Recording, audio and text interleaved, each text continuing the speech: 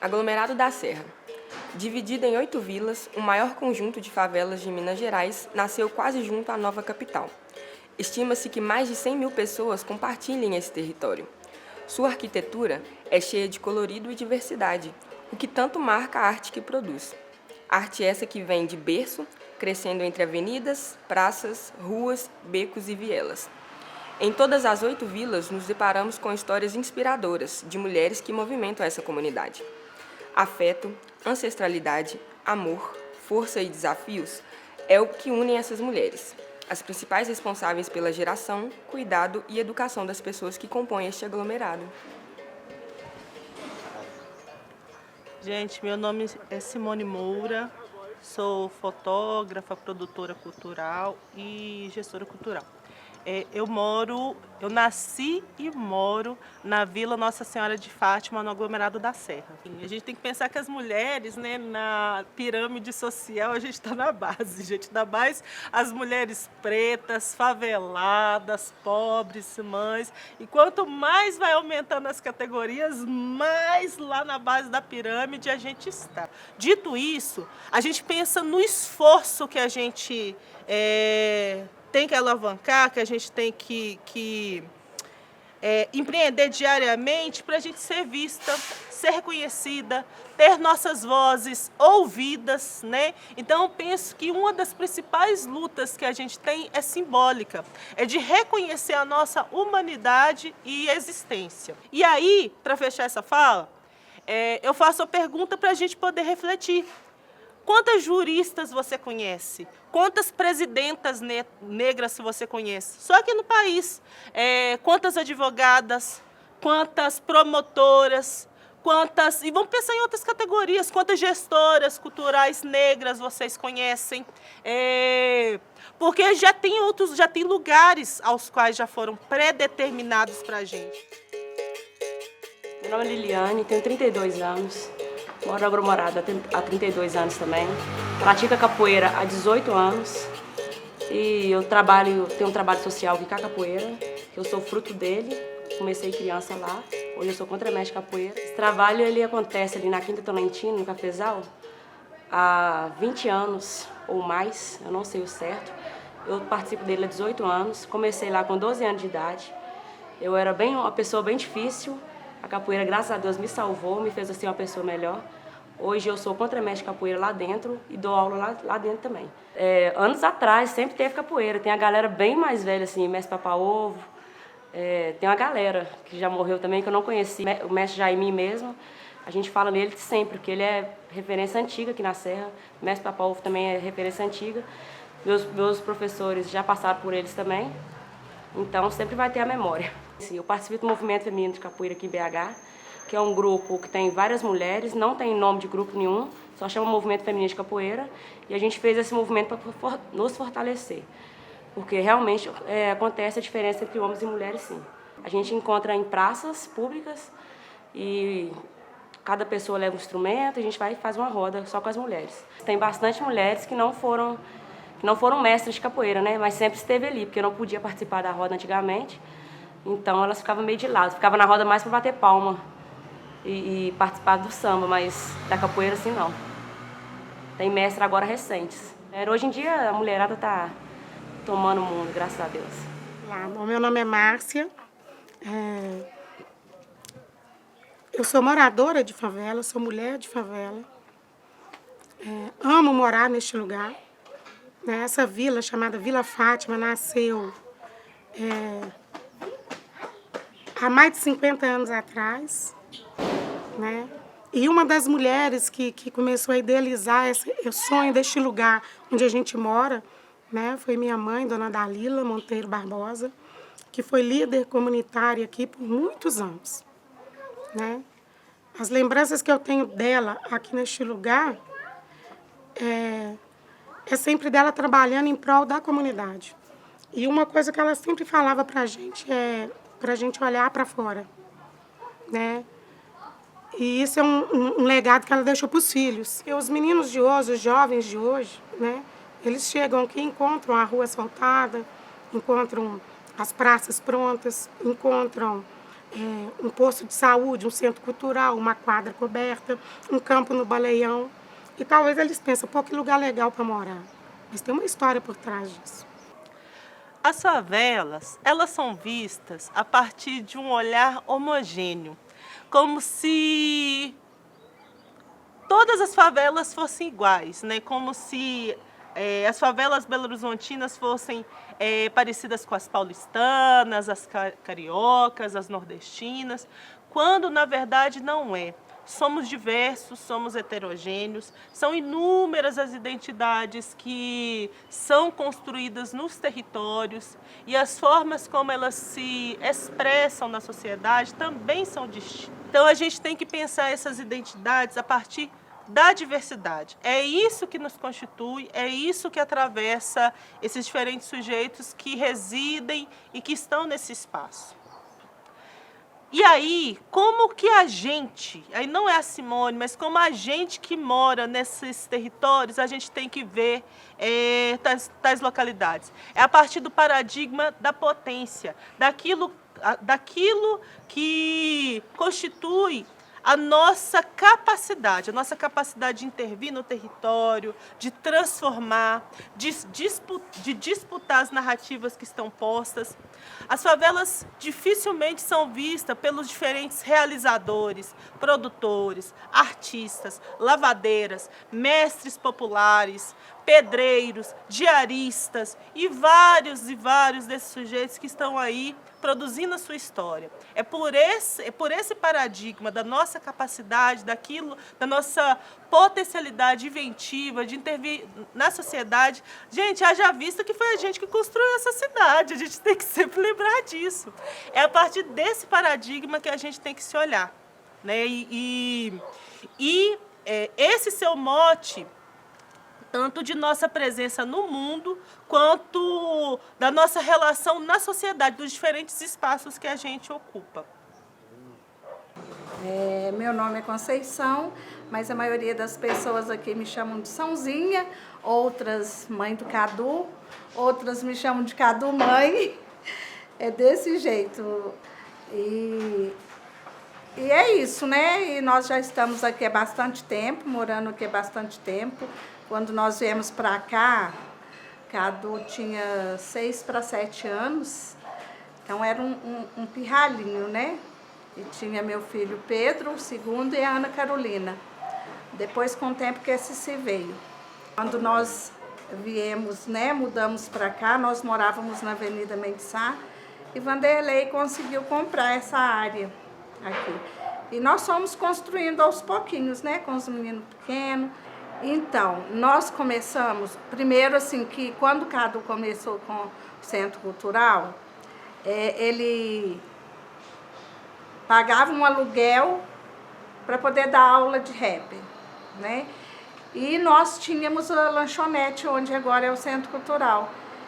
Só que eu comecei a sentir muitas dores, trabalhando muito, né? Eu também sou confeiteira e fazia muitas encomendas. E ele falou assim, aí a gente alugou para algumas pessoas, só que não estava dando certo. Aí ele falou assim, mãe, mas se eu pago aluguel em outro lugar, eu vou pagar para vocês e eu vou ficar aqui fazendo as aulas, né, dando as aulas de rap. E tinha muitos brinquedos e as crianças pequenininhas. Tinha um pequeno que ele chegava, batia no portão e gritava assim, ó, Cadu, abre aqui o Cadu, para poder ficar lá brincando, sabe? Era muito lindo mesmo. E depois eu comecei a achar que essas crianças também, elas chegavam cedo ali. Eu falei assim, gente, esses meninos precisam de um lanche. Aí eu comecei a fazer um lanchinho também para eles. E o Centro Cultural foi crescendo, né? Foi aparecendo pessoas se oferecendo para poder dar aula assim. Daí, com todas as oficinas, apareceu uma mãe de uma amiga nossa que se ofereceu para dar aula de artesanato para as mamães. E nós começamos, né, de manhã, na quarta-feira, e convidei algumas mamães e nós começamos a fazer uns trabalhos em vidros, reciclando vidro, usando filtro de melita. Muito bonito o trabalho. Só que ela não pôde continuar com a gente. Então apareceu a Miliane, que é costureira do Remexe, se ofereceu para nos ensinar a fazer almofada, bordado. E as mamães super felizes com o nosso momento de bordar. Aí o que acontece? 50% da venda é das mamães. E isso é muito legal. E outros 50% a gente compra material, repõe.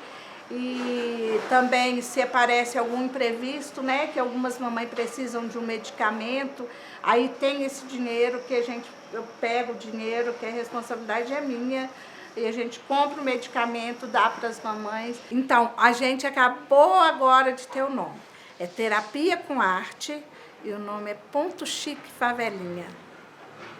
A gente já está com a arte e tudo, e a gente já vai começar. E o interessante é que cada bordado vai o nome de quem produziu.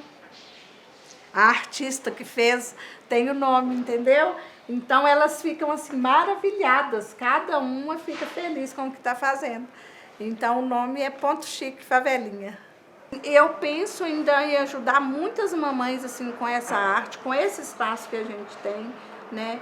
Com as ideias que a Cadu também dá, a gente senta, bate um papo, a gente fala. E eu penso assim que tem muita coisa ainda a fazer com a arte, com as mamães, com as crianças, com os adolescentes, com quem chegar. O que eu quero mostrar para vocês aqui é como que nasceu este lugar, como que surgiu este lugar, por que você mora aqui, por que tem aquela praça, por que tem esse asfalto, como que foi construído tudo isso. As coisas não chegou do nada. Você chegou e estava pronto, eu cheguei e estava pronto. Tem uma história de luta, isso é muito verdadeiro, viu? Essas fotos que eu vou passar para vocês verem, ela conta a história da Vila Fátima, tá? Como que começou a vila. E essa foto aqui é a foto mais antiga que a gente tem. E ela vai mostrar como que foi feita a ligação de água lá atrás, para que as pessoas que moravam aqui, as poucas pessoas, pudessem ter acesso à água. E essa daqui é a dona Dalila, foi uma das líderes comunitárias aqui da vila, e eu tenho orgulho de ser filha dela. E ela foi uma das mulheres que lutou para que essa vila nascesse, para que essa vila tivesse vida. Mas ela também passou para a gente algo muito importante, que família não é só a família de sangue, onde você mora, aqui é o pai, a mãe e os filhos. Que família é o geral. A família é a rua que você mora, é o beco, é a viela. A família são as crianças que estão perto da gente, porque criança, ela precisa de alguém. A criança, ela não consegue sozinha. Então, onde eu estou que tem criança, eu sou responsável por essa criança. Para passar algo para ela, mesmo que eu a veja uma vez só. Então, a gente aprendeu muito com ela, sabe? O conceito família para nós, né, de tradição ancestral, é um conceito totalmente fora do que se chamam de família padrão. É uma família que se dá na base da formação mesmo, da geração, né? Então, todas as crianças é filho, todas as mulheres é mães, todos os jovens são primos, irmãos. É esse tipo de formação. Não é uma família que se constitui a partir de algum princípio de gerar os filhos, mas vem muito do formato, do padrão do acolhimento, que é uma das tradições muito da cultura do povo banto. Então a gente acolhe e na maneira que se acolhe se constitui famílias. Eu ficava observando, eu devia ter meus 9, 10 anos, mas eu observava o agir deles, como que era isso, né? Alguém que chega e você não conhece, entendeu? E de repente aquela pessoa se torna um familiar seu. Veio de longe com uma história diferente, com uma bagagem nova, mas você simplesmente a abraça e a acolhe, sabe? E aprende com ele, né? É diferente, porque, por exemplo, os filhos dos meus irmãos são meus filhos também. Não tem uma diferença assim, você tem a responsabilidade com seus filhos e a outra tem... Não, a gente tem uma responsabilidade só com todas as crianças em geral. Por isso que eu ainda entendo que as favelas são quilombos, porque o modelo de organizar, né, e se cuidar e se relacionar um com o outro é muito das tradições africanas, principalmente dos povos bantos. Que é pela necessidade de sobrevivência, né? E a luta pela garantia do território, da moradia, a gente mesmo vê, né, que todo mundo ali tem um apego muito importante com o seu território, porque aquele território, ele representa a identidade daquelas famílias. E pela forma também de se constituir famílias. É nessa constituição mesmo. É uma casa com a maioria mulheres, mulheres que lideram, que organizam, né, e que faz aquela organização, aquela administração dentro da casa. Os jovens no corre, que eles falam muito, no corre também garantindo ali a sua sobrevivência, e a luta pela garantia de vida, isso e plantio, independência econômica, isso eu vejo muito dentro dos territórios periféricos. Para a gente poder pensar o que seria a ancestralidade, sua relação com o aglomerado, a gente tem que primeiro entender o que é ancestralidade. A ancestralidade passa por essa conexão entre o passado, o presente e o futuro, protagonizado por esses sujeitos históricos que repassam através da oralidade, da corporeidade, da identidade, da memória, tudo que já foi feito e produzido e aquilo que se projeta, aquilo que será construído. Partindo dessa breve definição, assim, e pensando no quanto que a ancestralidade ela atravessa a formação do aglomerado da Serra, a gente se vê enquanto sujeito histórico, sujeito de transformação, seja na produção do espaço, seja na produção simbólica, seja nas relações que são criadas no cotidiano e seja na nossa potência criativa que permite as várias inventividades, as várias linguagens que caracterizam as favelas, não somente o aglomerado da Serra, mas as demais favelas brasileiras. Pouco se sabe sobre a formação das favelas belo-horizontinas. A gente não sabe quem foram os operários, quem foram os trabalhadores que levantaram cada prédio, cada avenida, cada árvore plantada, mas também as casas que hoje estão fixadas, que estão implantadas nas favelas da cidade. A gente não sabe desses sujeitos. E foram exatamente esses sujeitos recebendo salários irrisórios, de miséria, sofrendo preconceito. Foram essas pessoas que construíram essa cidade. Então, assim, ao se indagar sobre quem que de fato levantou cada tijolo, colocou cada asfalto, colocou cada planta que hoje virou parque, ao se olhar para o passado e não se identificar o nome desses sujeitos, a gente vê o projeto de apagamento que está em curso nessa sociedade. Qual o papel de se saber a história nas escolas, nas produções culturais, nos museus, né? Qual que é o papel disso? É da gente se ver enquanto protagonista. A gente não se vê na narrativa dessa cidade. A gente não se vê na narrativa dessa cidade. E isso reflete, inclusive, em quais são os referenciais para as juventudes. Se eu não me vejo no lugar, se eu não me vejo ocupando um lugar, um outro lugar daquilo que foi posto para mim, exatamente por não ter referenciais próximos a mim, ao qual eu me reconheça a partir da estética, da cor, da origem social, do gênero, como que eu vou me inspirar para poder querer ocupar também aquele lugar? A gente hoje tem visto os jovens reproduzir os ijexás, tocando, repercutindo isso com a percussão. Hoje a gente vê os jovens reproduzindo muito mais a cultura dos terreiros do que antigamente, isso é fato. A gente vê essa reprodução através das músicas, dos raps, né? Ou através até da dança do pessoal do passinho. Porque aí você olha para isso e você compreende que você tem um pertencimento com o território e que aquelas pessoas também têm uma relação ancestral com tudo aquilo que você preserva ali, mesmo que esteja ainda no espaço isolado. Esse papel da memória é para além de se ver uma narrativa reservada ao museu. É para além disso. Quando a gente vê a nossa história construída a partir de personagens vivos, gente, vivos, que estão aí lutando, disputando as narrativas. Isso tem uma dimensão simbólica, afetiva, cultural, muito significativa.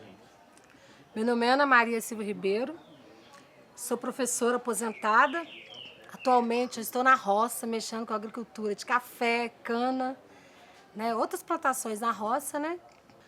Bom, meu pai, né, eu nasci aqui no aglomerado da Serra, né? Meu pai veio de Conceição Mato Dentro, né? A maioria da família do meu pai vieram de Conceição Mato Dentro e aqui eles construíram as casinhas deles, naquela época era até de madeira, né? Mas a minha casa eu lembro que não era de madeira, não, era de tijolo, aquele vermelhão no chão, né, que a gente encerava, né, adorava aquela coisa. E aí eu fiquei aqui, só que meu pai achava que aqui não dava para criar família, porque tinha... Na época não era muita droga, não, na época mais era assalto, era crimes, né, brigas, confusões, então meu pai tinha medo de criar a gente aqui. Então ele nos levou para São Gabriel, né, meu pai e minha mãe quase passaram fome para comprar um lote no bairro São Gabriel e nos levaram para lá. Só que meu avô, minha avó, meus tios continuaram morando aqui. Então, final de semana era parque municipal e casa da avó, né? E nessa ida e vinda para a Serra, eu conheci meu esposo, que já morava aqui. E aí ele falou comigo, ó, eu só tenho uma casa na favela, né? Aí eu, apaixonada, né? Vou com você até o fim do mundo, né? E aí casei e vim morar aqui. Casei aos 22 anos de idade, estou aqui até hoje, né? Casada com ele, graças a Deus. Tive nossos 4 filhos, aí estamos aqui. E aí aqui... Eu comecei a trabalhar, assim que eu cheguei, eu fiquei 4 dias casada e já comecei a trabalhar lá no Efigênio Salles, né? Trabalhei 15 anos direto no Efigênio Salles e de lá para cá só trabalhando na escola até aposentar, né? Eu não queria acreditar que eu ia te perder, nem mesmo vendo o que eu vi, não quis acreditar. Quantas vezes mamãe falou, ele não tem por você amor. Quantas vezes mamãe gritou, ele não tem por você amor. E mesmo assim... Não, praticamente a vida inteira foi dentro da favela. Eu trabalhei um período no Dulce Pinto, que é lá, né, lá embaixo, né, ali perto da Rua Dona Cecília. Mas a maioria do tempo foi Efigênio Salles, 15 anos, Laura e Mendes Júnior, praticamente nessas escolas, né. Para mim, e acredito que até para os moradores, né, eu acabei sendo estímulo para alguns alunos, né, e para algumas famílias que falavam, uma professora na favela, né, porque quando eu falava que era professora, o pessoal, uma professora na favela, né, e meus alunos às vezes ficavam assim, mas a senhora mora na favela, professora? Eu falei, moro, né. Aí eu falo, mas eu sou rica, né? Aí eles me falam, nunca vi professor rico morar na favela. Eu falo, não, mas eu sou rica. Rica, a senhora mora na favela. Eu falei, eu sou, mas eu tenho cavalo, eu tenho boi, né? Eu sempre falava, eu tenho cavalo, eu tenho boi, né? Eu sou rica, gente. E às vezes eu falava, às vezes eu não tenho muito dinheiro, mas eu tenho outras riquezas, né? Eu sempre mostrei para ele que a riqueza não é dinheiro, né? Eles me verem como professora é incentivo para o outro. Se ela é professora, nasceu na favela, eu também consigo ser professor, eu também consigo ser médico, né? Também consigo ser um artista, enfim, eu consigo ser uma coisa diferente, porque é possível, né? Então, acho que a gente acabou incentivando o povo, né? Não só na minha profissão, mas até na questão religiosa, na igreja, também nos grupos que eu sempre participei, de incentivar o povo a colocar todo mundo para estudar. Eu acredito que ser professor dentro da favela, principalmente se você for um professor comprometido com seus alunos, um professor que queira que seus alunos cresçam, é mais difícil. Por quê?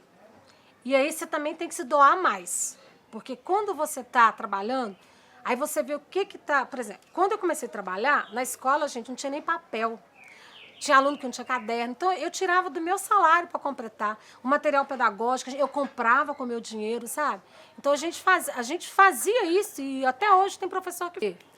Vários alunos da gente, naquela época, eles meninos pequenininhos, né? Aí, de repente, você vê um aluno. Você chega no hospital, o aluno fala, professor, eu já fui seu aluno. Às vezes ele é um enfermeiro, né? Às vezes ele está trabalhando até na faxina, né? Tem alunos meus são contadores, né? Tem alunos meus artistas. E aí os meus alunos me convidam para a formatura deles, né?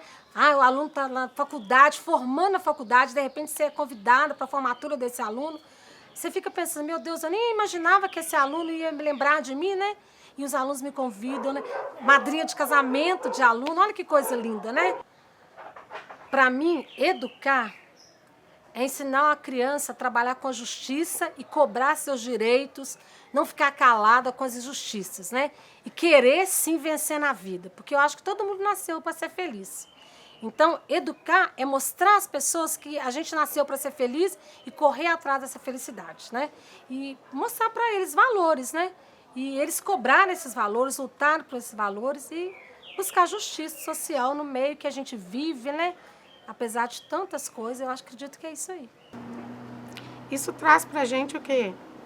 Pensar no dia a dia. Igual eu vejo essas crianças hoje, eu falo, a gente precisa olhar para aqueles que fizeram algo em prol da nossa comunidade. Porque se nós temos hoje um espaço aqui, uma praça, foi luta de uma mulher que lutou para segurar esse espaço. Para ela, não. Por causa da visão lá na frente, né? É preciso plantar, é preciso cuidar, é preciso zelar, é preciso manter, é preciso ter esse amor. Não pelas coisas, mas pelas pessoas. E as pessoas precisam sobreviver, né? O ser humano precisa viver e respirar, sabe? Mas você sabe o que mobilizava tudo isso? Amor. É amor. Ô, irmão, a palavra-chave de tudo isso é amor. Porque quando a gente ama pessoas, a gente tira de onde não tem. A gente faz acontecer de uma forma diferente. Entende? Quando a gente ama vidas, quando a gente ama pessoas. Aí, o meu nome é Lucinéia, eu sou da Vila Massola, sou faxineira. Agora, por enquanto, agora eu não estou trabalhando, porque agora estou cuidando da minha mãe, que a minha mãe é doente, aí eu estou cuidando dela. Gosto de soul, gosto de curtir um bocado de cada coisa. Sou extravestida, gosto de muita bagunça. E sou eles me chamam de folgada da favela. Do aglomerado, porque eu sou bem folgadinha também. Eu não tiro minha... Por causa do meu jeitinho, gosto de brincar com todo mundo, gosto de ser... Né? Eu gosto de brincar, gosto de curtir minha vida, curtir meus filhos, curtir meus netos. Quando aqui era beco, tudo mato, a gente ia com os forró de lamparina ali pra cima aí. Aí depois, quando começou a melhorar um pouco, aí eu ia muito lá para trás, pro pagode, ia para jogo, e depois do jogo a gente ficava curtindo os pagodes e churrasco.